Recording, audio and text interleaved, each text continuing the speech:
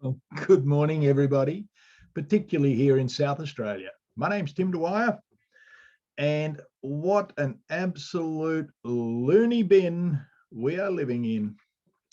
We wake up this morning only to find out that our great illustrious leaders, the Chippy, Mr. Marshall, fresh back from his federal cabinet meeting, has been given instructions to create an enormous amount of fear in the South Australian population so as to increase the uptake of a genetically modified process that once entered into the human body can never, ever be taken out. And once your genome is changed, it's no longer your genome. Anyway, that's not what I'm here to talk about. What I want to point out to you is that they're talking about a very, very, very, very dangerous strain of this incredibly amazing virus that can tell the difference between a football match where thousands of people gather together and players crash into each other and sweat and spit goes everywhere, but the virus doesn't attack them. And it can tell the difference when police are standing shoulder to shoulder like a marching Nazi squad and it doesn't attack them. But you and I going about our everyday lives, conducting business as free and, loving people, it'll attack us. Well, Mr. Marshall, your bullshit doesn't stand up. Mathematically, nothing is going on here in South Australia.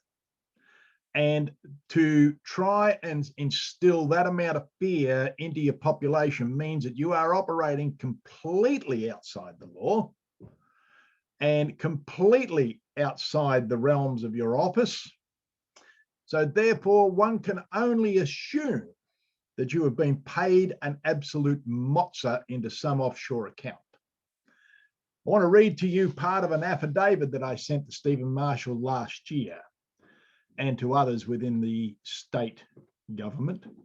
Point 12 of this affidavit said, from the notice of conditional acceptance, because I sent them a notice of conditional acceptance that I accept all their crap if they could prove just a couple of points for me. And one of those points was, so the conditional acceptance was dated on the 29th of the 11th, 2020, and point 5 of the document. The undersigned now demands that the South Australian Government organisation, including SA Health and senior health officers, produce the following. 5A, scientific proof that SA Health has isolated SARS-CoV-2 in a human being in South Australia. 5B, provide to the undersigned the complete records being held by SA Health describing the isolation process of SARS-CoV-2 virus directly taken from a symptomatic patient of COVID-19 where the sample of SARS-CoV-2 was not first combined with any other source of genetic material, for example, but not limited to monkey kidney cells, ovarian cells, liver cancer cells, thereby eliminating any possible alternative source of sampling. Please note, the term of isolation is used in the term normally understood by the common meaning of the word, the act of separating a thing from another. Provide to the undersigned those documents within 7 days. Nothing, absolutely nothing. Do you know why? Because if a document cannot be produced, at law, it's deemed not to exist. South Australians and Australians all over, there is no mathematical equation that makes what's happening correct. There is no scientific basis to make this correct. What we have to understand is from Scott Morrison down, every politician bar a few and I mean a few, very few, you can count them on one hand, are complicit in the murdering and damage of Australian citizens. And when I say damage, I mean terrorizing through fear, creating an atmosphere of uncertainty, destroying hopes and dreams, destroying businesses, destroying education, destroying the nation's fabric from the leadership down.